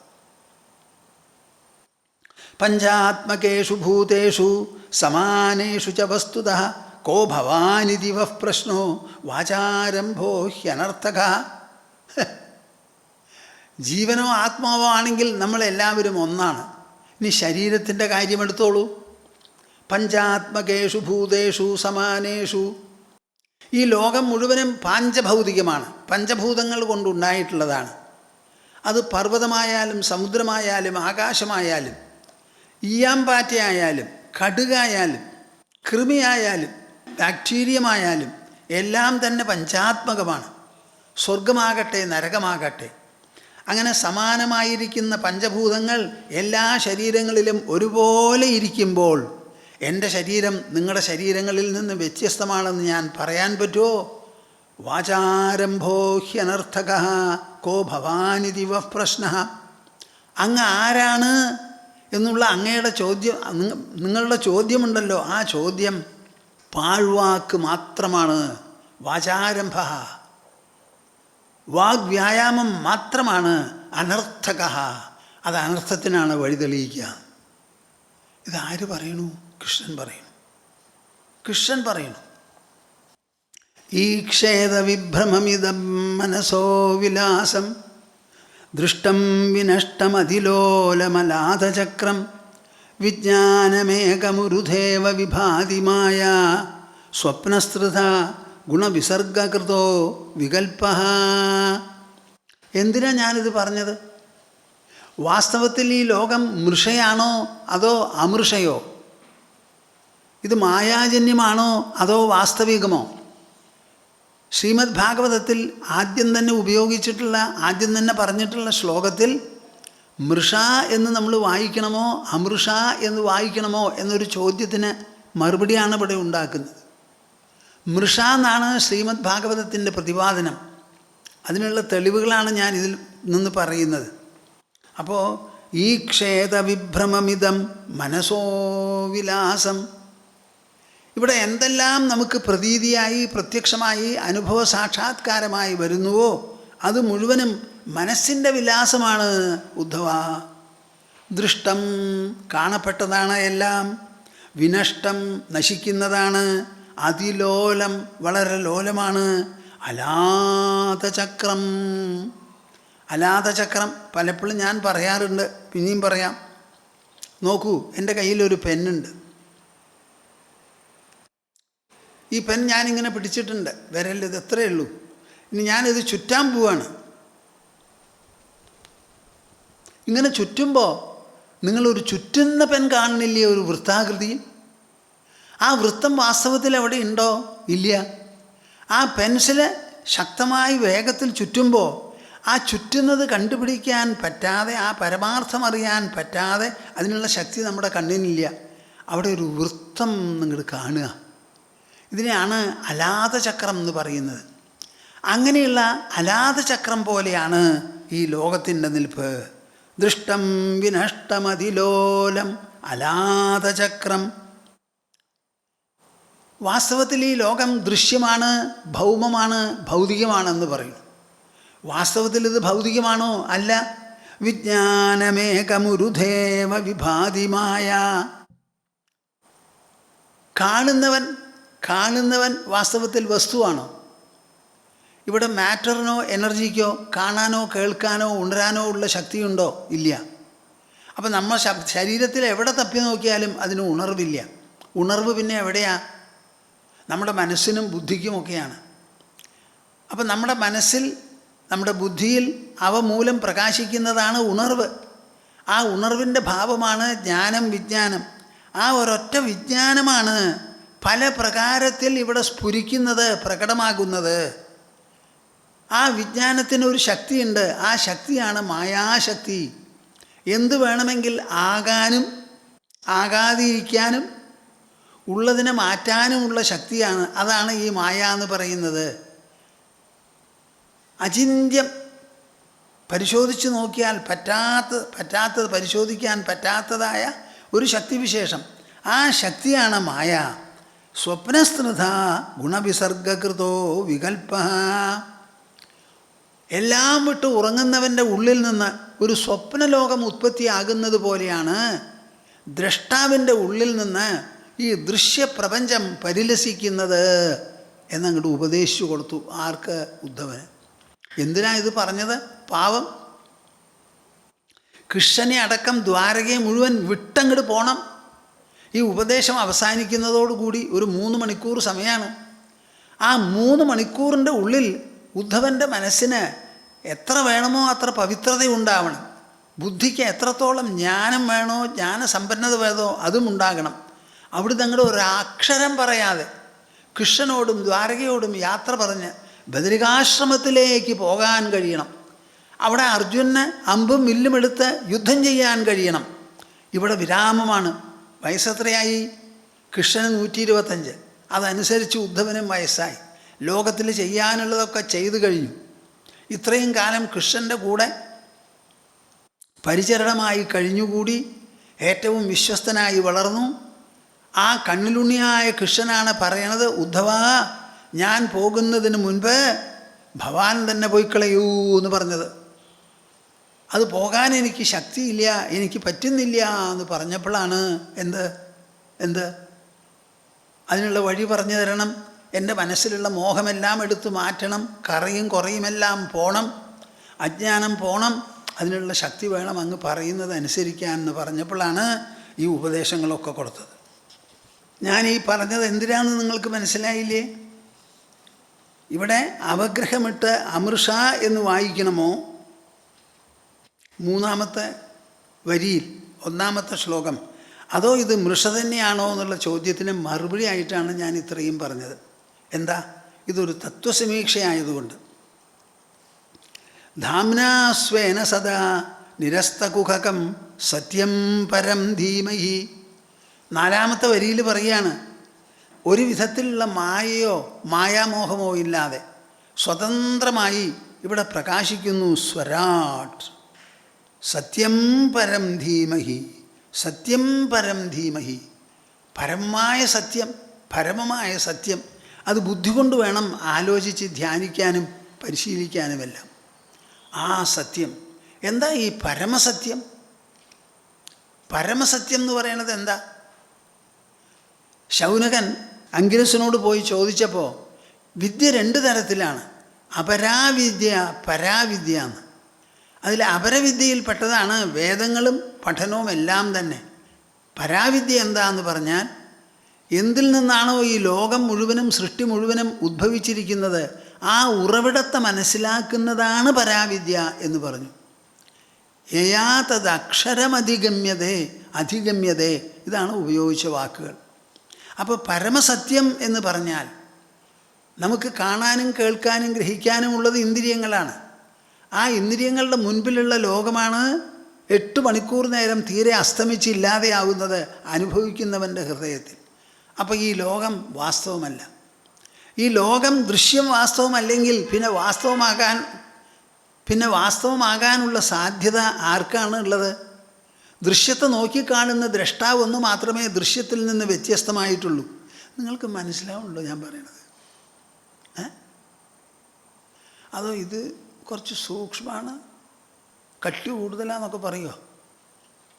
കട്ടി കൂടുതലായാലും അത് കേൾക്കുമ്പോൾ നമുക്ക് വിചിന്തനം ചെയ്യാൻ തയ്യാറുണ്ടെങ്കിൽ മനസ്സിലാവും.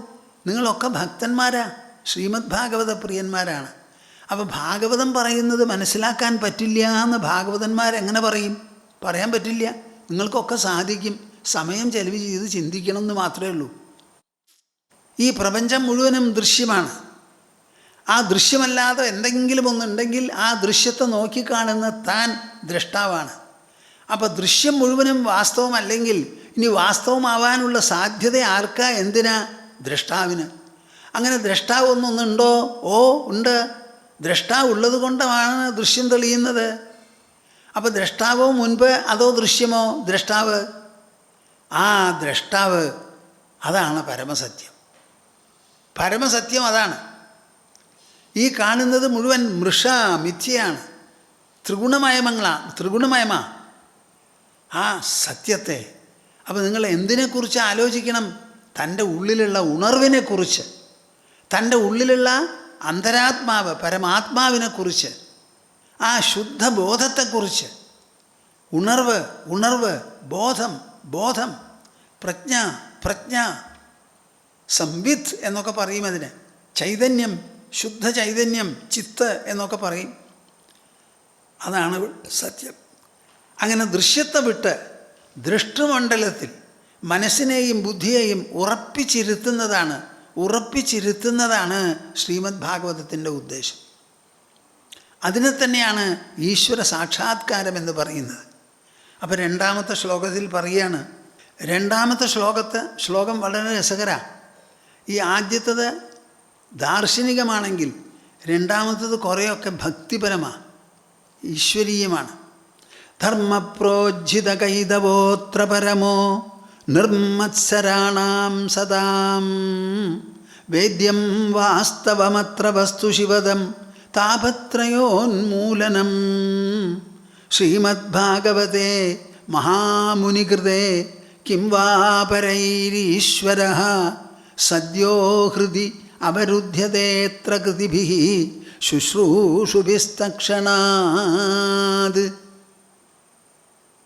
നിങ്ങൾ ആരെങ്കിലും ഈ ശ്ലോകം ചൊല്ലാറുണ്ടോ? ഒന്ന് ചൊല്ലുമോ എനിക്ക് വേണ്ടിയിട്ട്? എത്ര കാലമായി നിങ്ങൾ പലരും ഭാഗവതം കേൾക്കണു, സപ്താഹം കേൾക്കണു. എത്ര കേട്ട് ഒരു പക്ഷേ നിങ്ങളുടെ ചെവികൾക്കൊക്കെ മോക്ഷം കിട്ടിയിട്ടുണ്ടാവും, മനസ്സിന് കിട്ടിയിട്ടില്ല. എന്താ അതിന് കാരണം? കേട്ടത് മനസ്സിൽ പതിയണില്ല. അതിനെ ഭാവന ചെയ്യണം, മനനം ചെയ്യണം. എന്താ അവിടെ പറയണത്? ധർമ്മപ്രോജ്ജിത കൈതവോത്ര പരമോ. ധർമ്മം ആ ധർമ്മത്തെ തൊലിയുരിച്ച് ഒരു തലത്തിലുള്ള ലജ്ജയോ ഭയമോ കൈതവുമില്ലാതെ പ്രഖ്യാപിച്ചിരിക്കുകയാണ് ഈ ശ്രീമദ് ഭാഗവതത്തിൽ. കലവറയില്ലാതെ, ഭയമില്ലാതെ, ലജ്ജയില്ലാതെ, ഒരു വിധത്തിലുള്ള കളങ്കമോ കളർപ്പോ ഇല്ലാതെ. ധർമ്മം എന്ന് പറഞ്ഞാൽ എന്താ?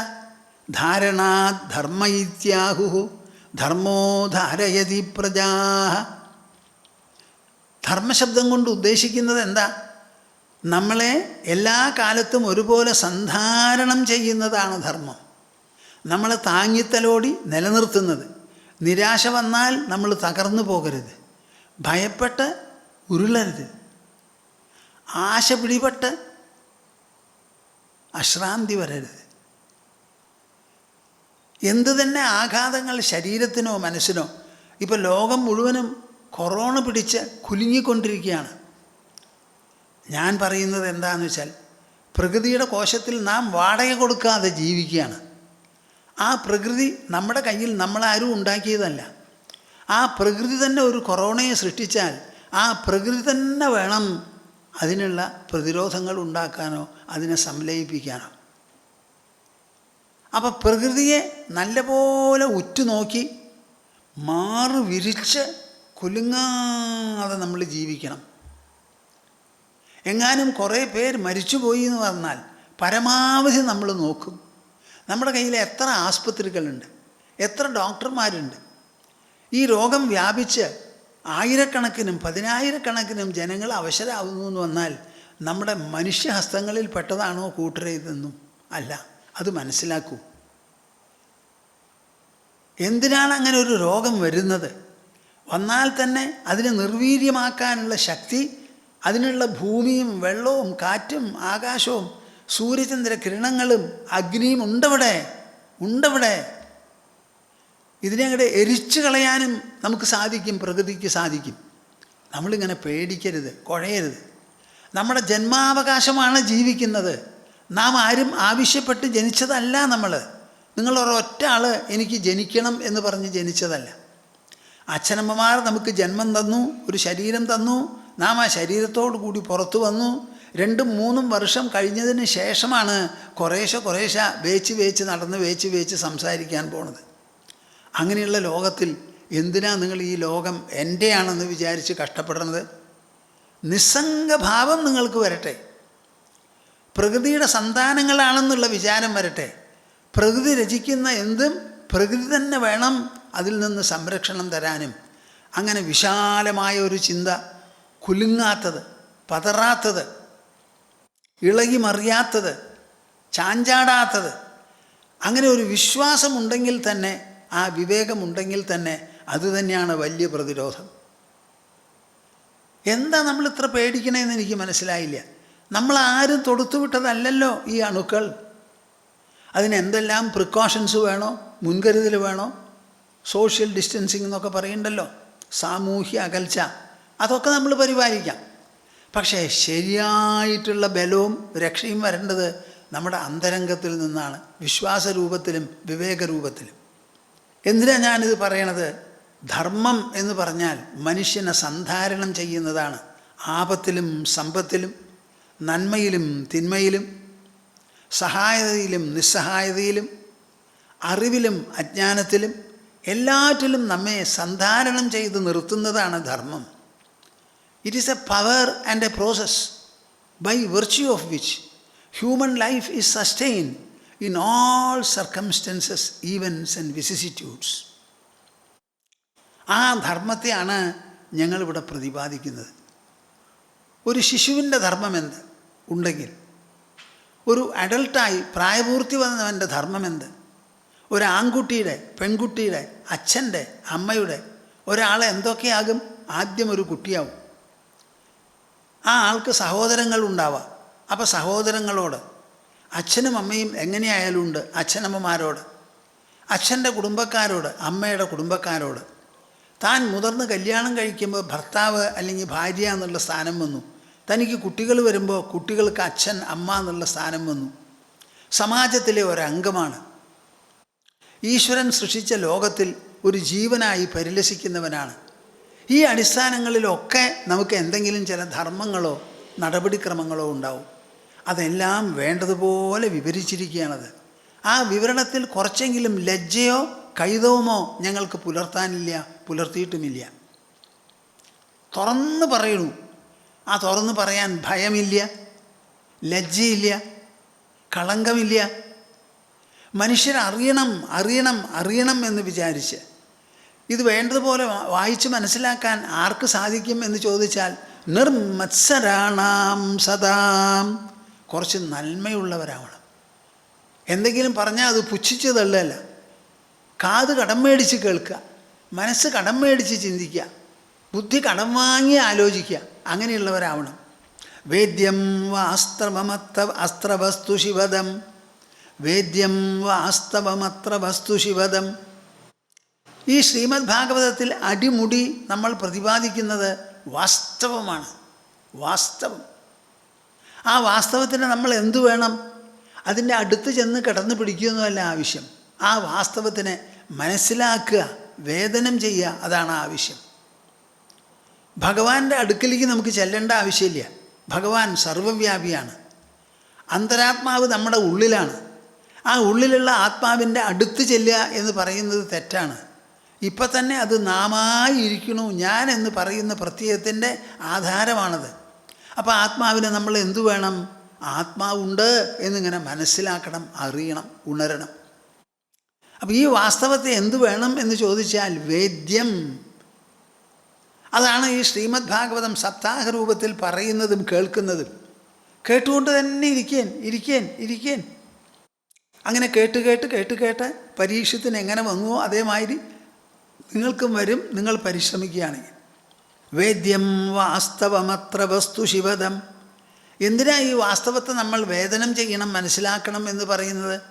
അത് ശിവദമാണ്. ശിവം എന്ന് പറഞ്ഞാൽ മംഗളരൂപം. ആ ശിവത്തെ, മാംഗല്യത്തെ, മംഗളത്തെ പ്രദാനം ചെയ്യുന്നതാണ് ഈ സത്യം. സൂര്യൻ നമുക്ക് പ്രകാശം തരുന്നു, അഗ്നി ചൂട് തരുന്നു, തണുത്ത വെള്ളം തണുപ്പ് തരുന്നു, കാറ്റ് നമ്മളെ ഊതുന്നു, വീശുന്നു. അങ്ങനെ ഓരോന്നിനും ഓരോ ഗുണമുള്ളതുപോലെ ഇതെന്താ? മംഗളസ്വരൂപമാണ്. എന്താ ഈ മംഗളം? മംഗളദം, പ്രദം എന്ന് പറഞ്ഞാൽ താപത്രയോന്മൂലനം. 3 വിധത്തിലുള്ള ത്രാപങ്ങൾ അനുഭവിക്കാതെ, അതിന് വിധേയമാകാതെ ഈ ലോകത്തിൽ ജീവിക്കാൻ ആർക്കും തന്നെ പറ്റില്ല. നിങ്ങളുടെ കയ്യിൽ എത്ര പണം വേണമെങ്കിലും ഉണ്ടാവട്ടെ, പഠിപ്പുണ്ടാകട്ടെ, സമ്പാദ്യമുണ്ടാകട്ടെ, വേണ്ടത്ര ഡെപ്പോസിറ്റ് ഉണ്ട്, ഇരിക്കാൻ മക്കൾക്കൊക്കെ ഓരോ വീടുണ്ട്, നിങ്ങൾക്കുമുണ്ട്. ഇങ്ങനെ എന്തുണ്ടായാലും ലോകം രചിക്കുന്നതാണ് താപത്രയം. എന്താണ് ഈ താപത്രയം? ആധ്യാത്മികം, ആധിദൈവികം, ആധിഭൗതികം എന്ന 3 ആധ്യാത്മികം എന്ന് പറയുന്ന താപം ആര് രചിക്കുന്നതാ? തൻ്റെ സ്വന്തം വ്യക്തിത്വം, തൻ്റെ ശരീരം, മനസ്സ്, ബുദ്ധി, അഹങ്കാരം, ഇതുകൊണ്ടൊക്കെ ഉണ്ടാവുന്നതാണ് ആധ്യാത്മിക ദുഃഖം. ഈ കൊറോണ നമ്മുടെ ശരീരത്തെയാണ് ബാധിക്കുന്നത്. അപ്പം ശരീരം ഈ കൊറോണ പിടിപെടാൻ സാധ്യതയുള്ളതാണ്, ഏത് സമയത്തും ഉണ്ടാവാം എന്നുള്ളത് ഒരു ആധ്യാത്മിക ദുഃഖമാണ്. ഇതാർക്കാ ഈ ശ്രീമദ് ഭാഗവതം പറഞ്ഞു കൊടുത്തത്? പരീക്ഷിത്ത് മഹാരാജാവിന്. അദ്ദേഹം ഉപായപ്പെട്ടവനായിരുന്നു? അല്ല, അതിശ്രേഷ്ഠനായിരുന്നു. അമ്മയുടെ ഗർഭത്തിലിരിക്കുമ്പോൾ മഹാവിഷ്ണു എപ്പോഴും സംരക്ഷിച്ചുകൊണ്ട് കൂടെ ഇരുന്ന ആളാണ്. അപ്പോൾ ആ സമയത്ത് പരീക്ഷത്തിന് മഹാവിഷ്ണുവിനെ ഇങ്ങനെ കാണാമത്രേ. അങ്ങനെ കണ്ടുകൊണ്ട് 9 മാസം 9 ദിവസം കഴിച്ചു. പുറത്തു വന്നപ്പോൾ കാണാനില്ലാതെയായി. അപ്പോൾ എവിടെയായി കണ്ടത്? ഇങ്ങനെ സൂക്ഷിച്ച് നോക്കുമ്പോൾ കൊണ്ടാണത്രേ പരീക്ഷിത്ത് എന്നുള്ള പേര് തന്നെ വന്നത്. അങ്ങനെയുള്ള പരീക്ഷത്തിന് പിടിപെട്ടതാണ് ആധ്യാത്മിക ദുഃഖം. എന്തായിരുന്നു ആ ദുഃഖം? നായാടാൻ പോയി, നായാട്ടിൽ ക്ഷീണിച്ചു, വെള്ളം കുടിക്കണമെന്ന് തോന്നി. ശമീക മഹർഷിയുടെ കുടീരത്തിൽ ചെന്നു. അപ്പം മഹർഷി കണ്ണടച്ച് ധ്യാനമഗ്നനായിരിക്കുക. ചെല്ലുമ്പോഴേക്കും ആരെങ്കിലും സ്വീകരിച്ച് വെള്ളം തരുന്നായിരുന്നു വിചാരിച്ച്. അവിടെ വെള്ളമുണ്ടോ ഏതെങ്കിലും കുടത്തിലെന്നൊന്ന് നോക്കി അതെടുത്ത് കുറച്ച് ചെരിച്ചു കുടിച്ചാൽ വല്ല കുഴപ്പമുണ്ടായിരുന്നോ? ഒന്നുമില്ലല്ലോ. താൻ മഹാരാജാവാ, തന്നെ എടുത്ത് വെള്ളം കുടിക്കില്ല, കൊണ്ടുവന്ന് തരണം. ആളില്ലോടെ. കുടീരത്തിൽ മഹർഷിമാരെന്താ ചെയ്യുക? ആരാ വരണേന്ന് നോക്കിക്കൊണ്ടിരിക്കുമോ? പോസ്റ്റ്മാനെ നോക്കണമാതിരി. കുടീരത്തിൽ ആരും എന്ത് ചെയ്യും? അവരുടെ നിത്യവൃത്തിയുണ്ട്. പ്രധാനപ്പെട്ടത് ധ്യാനം തന്നെ. ആ ധ്യാനത്തിലിരിക്കുന്ന ഒരു മഹർഷിയെ കണ്ട് നമസ്കരിച്ച് സാധിച്ചാൽ അദ്ദേഹം ഉണരുന്നത് വരെ അവിടെ നിന്ന് അദ്ദേഹത്തിൻ്റെ അനുഗ്രഹം മേടിച്ച് പോവുകയാണ് വേണ്ടത്. അതൊന്നുമല്ല ഉണ്ടായത്. ഉണ്ടായ ചരിത്രം നിങ്ങൾക്കറിയാമല്ലോ.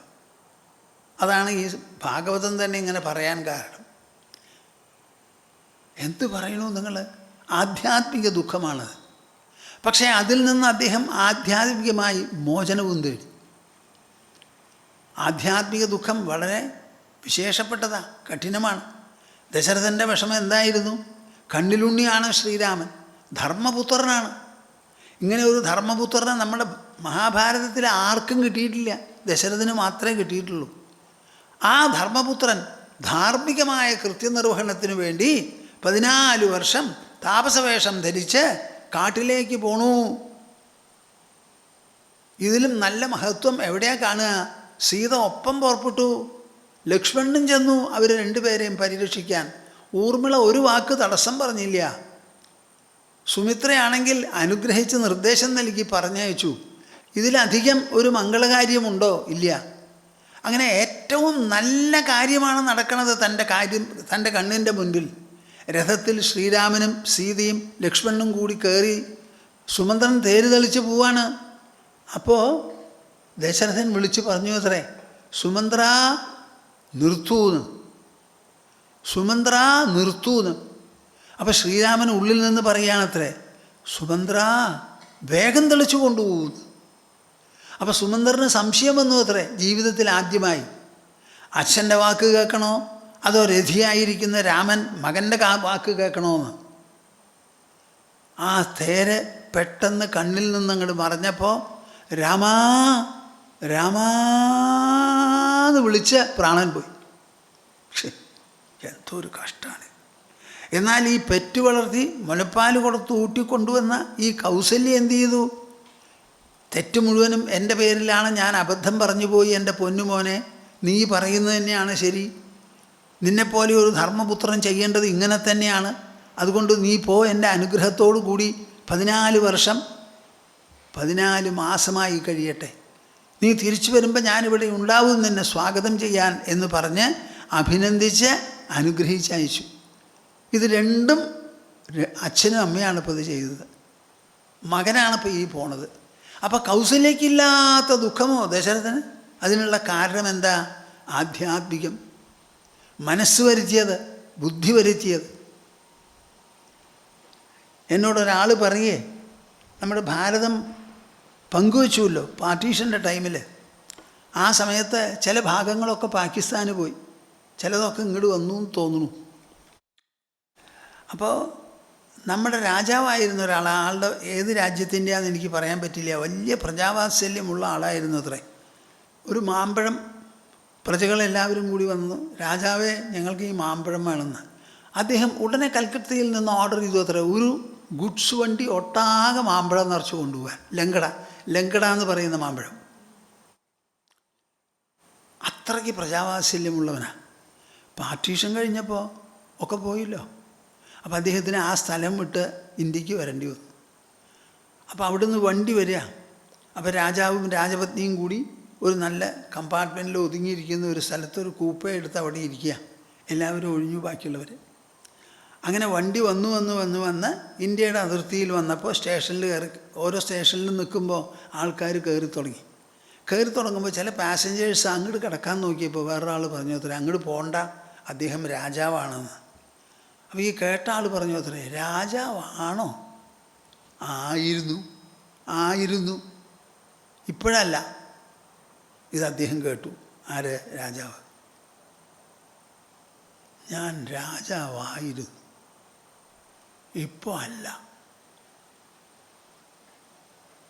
സിയൽഡ സ്റ്റേഷനിൽ ചെന്നപ്പോൾ ശവമാണ് പുറത്തേക്കെടുത്തത്. നിങ്ങൾ എന്തു പറയണു? നിങ്ങൾ വിചാരിക്കണു ഈ മനസ്സ് എളുപ്പ? വലിയ തൊന്തരവുകാരനായി ഈ മനസ്സ്.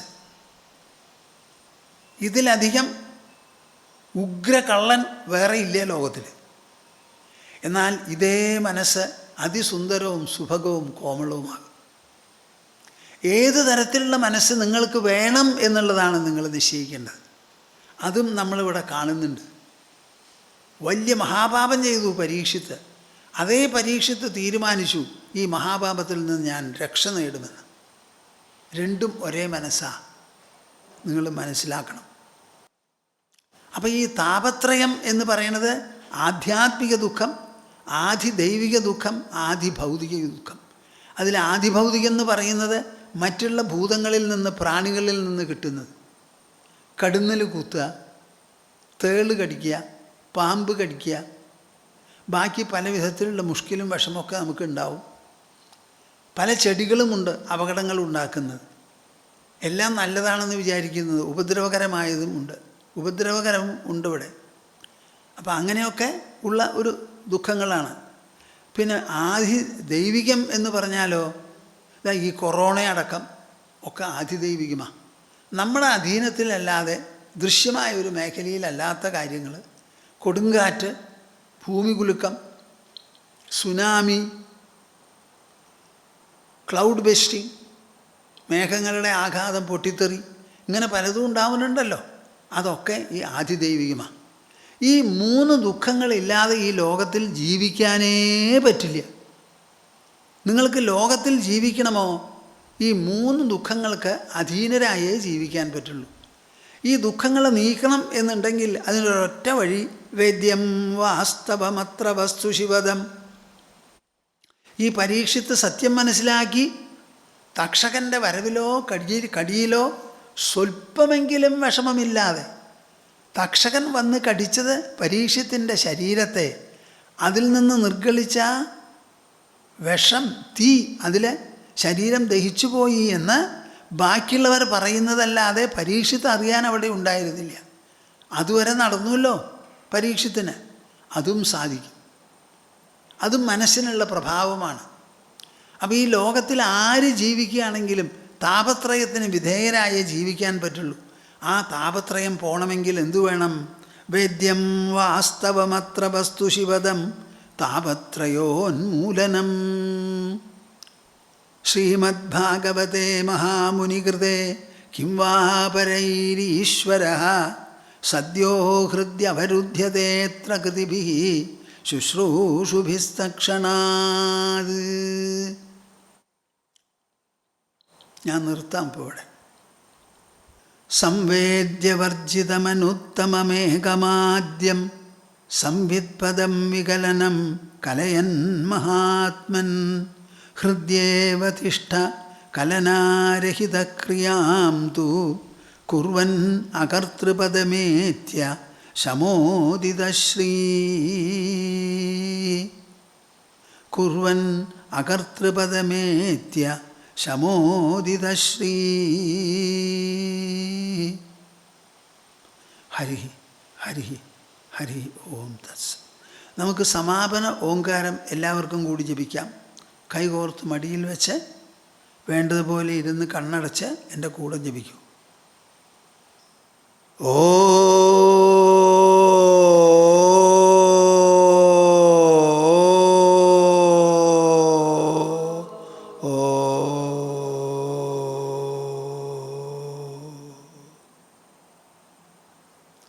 ഹരി ഓം തസ്.